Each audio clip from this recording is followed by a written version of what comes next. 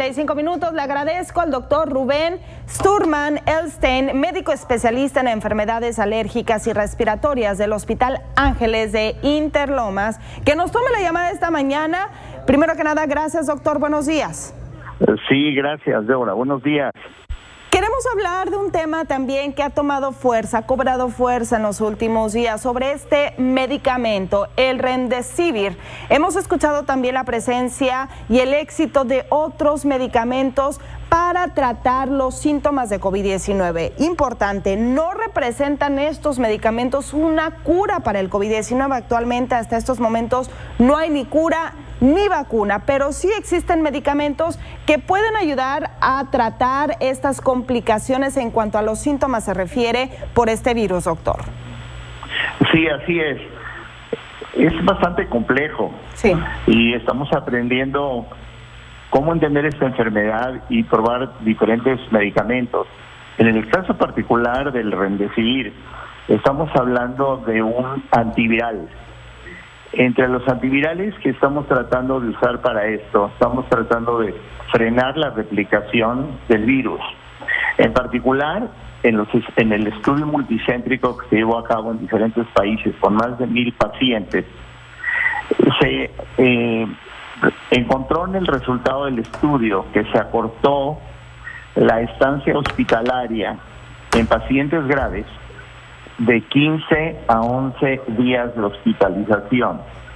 Pero a pesar de que se notó este 30% de acortamiento en la hospitalización, no hubo ninguna diferencia en la mortalidad. Ahora, hay que entender las múltiples variables que consideramos en relación a la severidad de la enfermedad. Entre ellas se incluyen, por ejemplo, la edad del paciente, las enfermedades previas, claro, el tiempo de enfermedad. Por ejemplo, tenemos que considerar que la fase más importante para utilizar un antiviral sería durante el inicio de la enfermedad.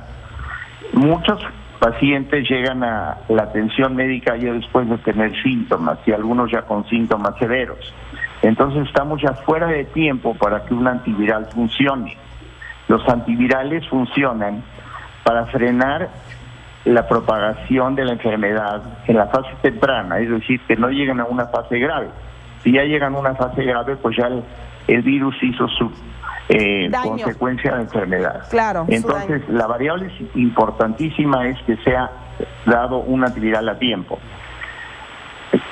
Y hemos escuchado, sin embargo, que también esta clase de antivirales, sobre todo hablando de este medicamento, también tiene sus contraindicaciones, es decir, o más bien tiene daños. Es que sabemos que también puede afectar a los riñones, es decir, hay un precio alto por utilizar esta clase de antivirales, doctor.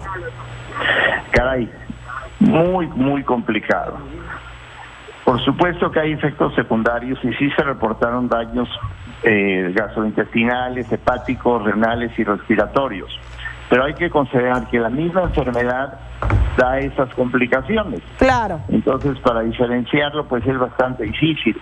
En el estudio preliminar de estos más de 1,000 pacientes sí se observaron un cierto porcentaje de efectos secundarios. Y se tuvieron que descartar algunos pacientes del estudio porque ya eran severos, pero bien difícil diferenciar si fue solamente por efectos secundarios del antiviral o fue la propia enfermedad y complicado con medicamentos. Otra variable importante es que no es solamente este medicamento el que se da junto con otros medicamentos, principalmente antiinflamatorios, que también pues o ayudan a la enfermedad o dan efectos secundarios. Entonces sí necesitamos una observación a mucho más largo plazo y de mucho más pacientes. La dificultad está en que no se puede hacer un estudio perfecto, comparativo, doble ciego, con una población homogénea de pacientes. Son muchísimas variables las que se incluyen y no se puede deducir tan sencillo. Y también habíamos escuchado que había medicamentos contra el lupus que también estaban funcionando con estos síntomas que provoca el COVID-19 y que inclusive había desabasto inclusive de estos medicamentos, doctor. Sí, claro.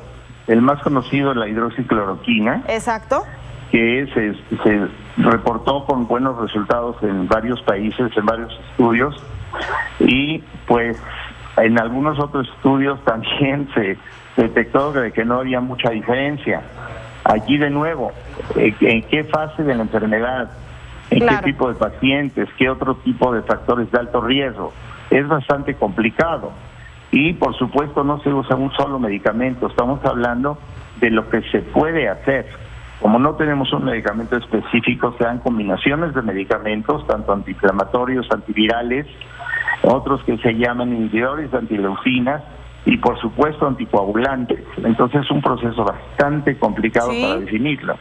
Y como decía usted, también depende mucho de dónde se esté tratando este virus y de las características propias de la persona, si tiene comorbilidades, la edad de la persona, estilos de vida, su sistema inmune. Es como jugar ajedrez a ciegas completamente y vas tratando los síntomas a prueba y error. También sabemos que en los últimos días han descubierto nuevos síntomas que antes no se tenían, como digamos los oficiales o los declarados por COVID-19. Entonces es una enfermedad y es un virus que ha tenido comportamientos un tanto erráticos y por lo mismo es muy difícil de tratarlo, amén de que tampoco tenemos ni cura ni vacuna. Pues lo pusiste muy bien, Débora. Precisamente es jugar ajedrez a ciegas. Sí, estamos aprendiendo esta terrible enfermedad y lo que se tiene que considerar es que la gente se tiene que tratar lo antes posible. Ya aprendiendo que son síntomas variables, como lo dijiste, es acudir de inmediato a la atención médica. Nos ha tocado ver pacientes que esperan 3 o 4 días y ya llegan sin oxígeno, ya muy complicados. Claro, y esa ha sido la situación. Además también de que sabemos que en algunos puntos tardan en hacerse presentes los síntomas, en otros casos no tanto. También hemos descubierto que trae secuelas inclusive después de ser negativo. Fíjese que esta semana de hecho entrevistamos a un par de pacientes de COVID-19, uno de ellos sobre todo recuperado, y decía que todavía tiene después de 2 meses los síntomas o algunas secuelas. Es increíble lo que está sucediendo con este virus y también los retos que ha representado para la comunidad médica a nivel internacional en cuanto al tratamiento de este virus. Doctor Rubén Sturtman, gracias por tomarnos la llamada y continuamos en este diálogo tratando obviamente de entender el comportamiento de este virus y sobre todo cómo podemos tratarlo mejor para reducir, que eso es lo que estamos buscando, la tasa de mortalidad. Muchas gracias a ustedes, Débora. Buen día. Gracias, doctor. Buenos días.